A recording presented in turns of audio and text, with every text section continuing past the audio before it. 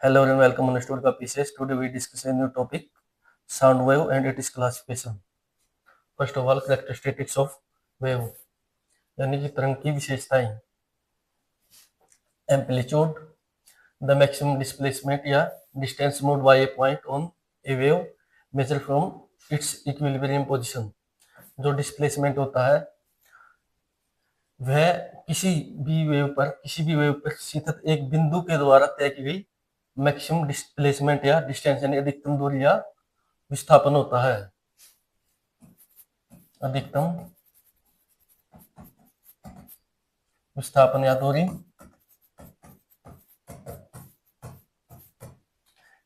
Wave पर स्थित किसी बिंदु के द्वारा उसकी मीन पोजीशन संतुलन या सेंटर पोजीशन तय की गई अधिकतम दूरी को इसका एम्पलीट्यूड कहा जाता है.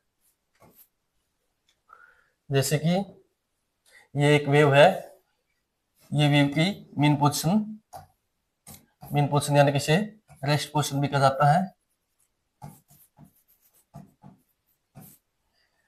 यानी कि इसकी मेन पोजीशन से इसके पिक पॉइंट पर, और ये इसका डीपेस्ट पॉइंट है, यानी कि मेन पोजीशन से पिक पॉइंट तक तय की गई अधिकतम दूरी, और ये भी डिस्टेंस, ये दोनों डिस्टेंस इक्वल होगी. ये अधिकतम विस्थापन या दूरी है मेन पोजीशन से.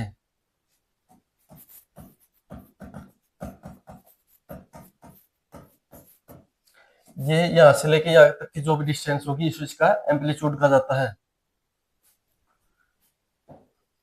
And higher amplitude corresponds to high energy. जो एम्पलीट्यूड के दिखता हो ना, अधिकतम एनर्जी को दर्शाता है. फॉर एग्जांपल लाउडर साउंड यानी कि ऊंची ध्वनि एंड ब्राइटर लाइट और चमकीला प्रकाश इसके एग्जांपल है. Second is wavelength the spectral distance between to conjunctive identical points on A wave. जो स्पेक्ट्रल डिस्टेंस यानी कि वेवलेंथ होती है, जो स्पेक्ट्रल डिस्टेंस होती है दो लगातार बिंदुओं के मध्य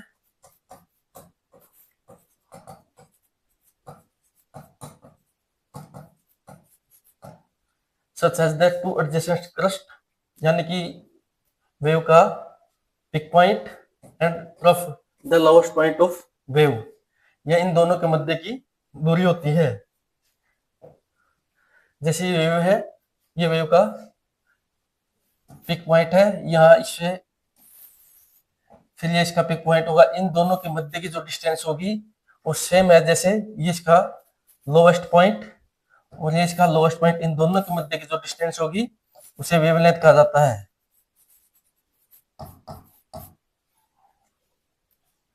and next is frequency.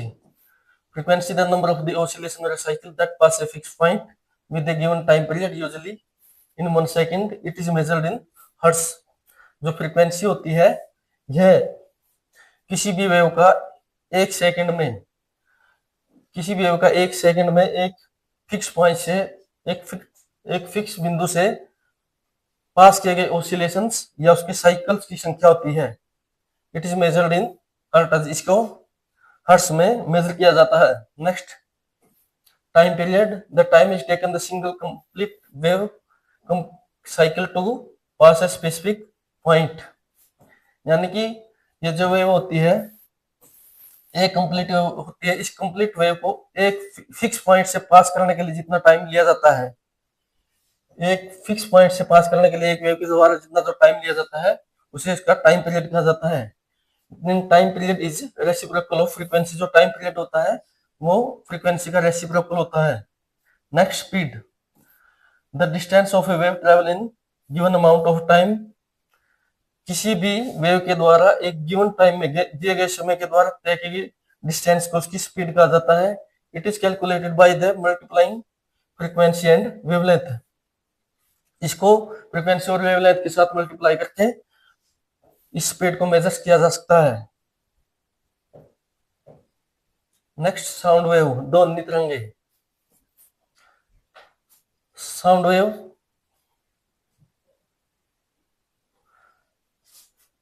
Are the mechanical wave. Sound wave are the mechanical wave that travel through a mediums such as air, water and solids.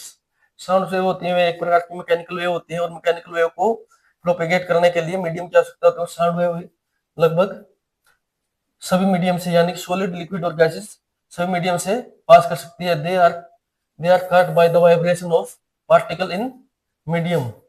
जो साउंड वेव होते हैं वो किसी भी मीडियम में एक पार्टिकल पर कंपन के कारण उत्पन्न होती हैं। When an object vibrate, it create a disturbance in the surrounding air। जब भी कोई ऑब्जेक्ट कंपन करता है तो अपने आसपास की हवा में हलचल उत्पन्न करता है, यानी कि डिस्टर्बेंस उत्पन्न करता है, which cause their air particle to move back and forth। जिस हलचल के कारण जो एयर के कण है, जो एयर यानी कि हवा के जो कण है, वो आगे पीछे हलचल करते हैं। And this vibration are then transmit through the air as a sound waves. जो ये वाइब्रेशन है ये साउंड वेव में ट्रांसमिट हो जाती है। And this is all about sound wave definition. Next, property of sound waves. Sound wave की कुछ प्रॉपर्टी यानी कि ध्वनि तरंगों के कुछ गुणधर्म। First of all, amplitude. The amplitude of sound wave is the maximum displacement of particle from the equilibrium position। जो amplitude होता है sound wave में, वैसे same as that of a simple wave that likes it is maximum displacement from its mean position।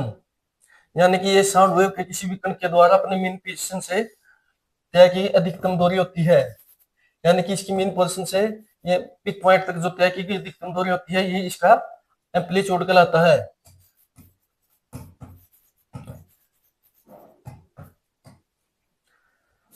It is measured in metres. इसको metres में measure किया जाता है। Next is wavelength. The wavelength is the sound wave is the distance between two adjacent peak और या trough.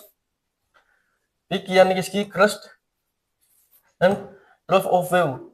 जो भी wavelength होती है ये इसके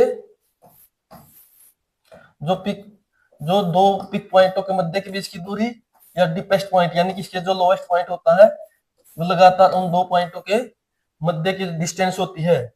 this is called wavelength and this is also called wavelength. Distance between two peak points, consecutive peak points and distance between two lowest point of wave, this is called wavelength।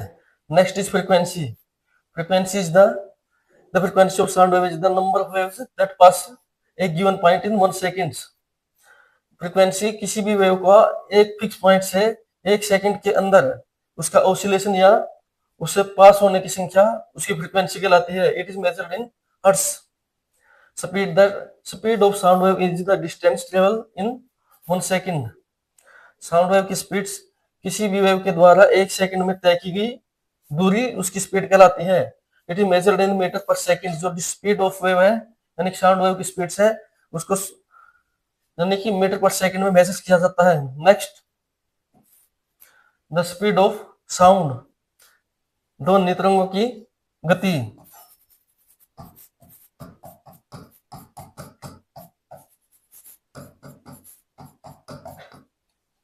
The speed of sound depend upon the medium through which it is traveling। जो sound की speeds है यानी कि sound wave की जो speeds है वो वह जिस मीडियम से पास कर रही है उस मीडियम पर डिपेंड करती है, उस पर निर्भर है। In air at room temperature speed of sound is approximately 343 metre per second. यानी कि हवा में, निम्न ताप पर हवा में जो स्पीड ऑफ साउंड वेव है वह 343 मीटर पर सेकंड होती है। And in water speed of sound is approximately this. यानी कि जो पानी में है साउंड वेव की स्पीड 1482 मीटर पर सेकंड होती है। And speed of sound can much be larger reaching in several kilometre पर सेकंड। और जो speed of sound maximum solid medium होती है जो कि कुछ किलोमीटर तक की भी डिस्टेंस कवर कर सकती हैं। Next type of sound wave based on frequency, यानी कि फ्रीक्वेंसी के आधार पर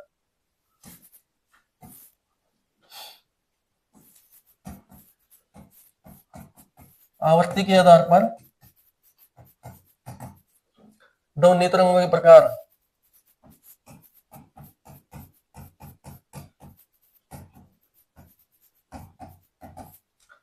the frequency of sound wave determine its pitch,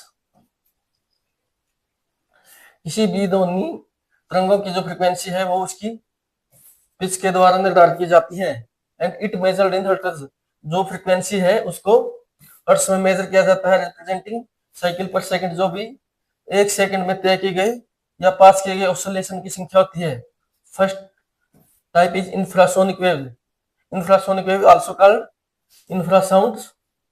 infrasonic wave को इंफ्रासाउंड यानी प्रतिध्वनि भी कहा जाता है। These are the sound wave which frequency belows 20 hertz. Infrasonic wave में वो वेव होती है जिसमें की फ्रीक्वेंसी 20 हर्ट्ज से कम होती है। And they are typically produced by massive slow vibrating sources like earthquake, volcanic eruption and to some extent elephant and whales. जो इंफ्रासोनिक वेव होती हैं वो भूकंप और वोल्केनिक इरप्शन यानी कि ज्वालामुखीता, भूकंप, ज्वालामुखीता तथा massive and slow vibrating source यानी कि कुछ विशाल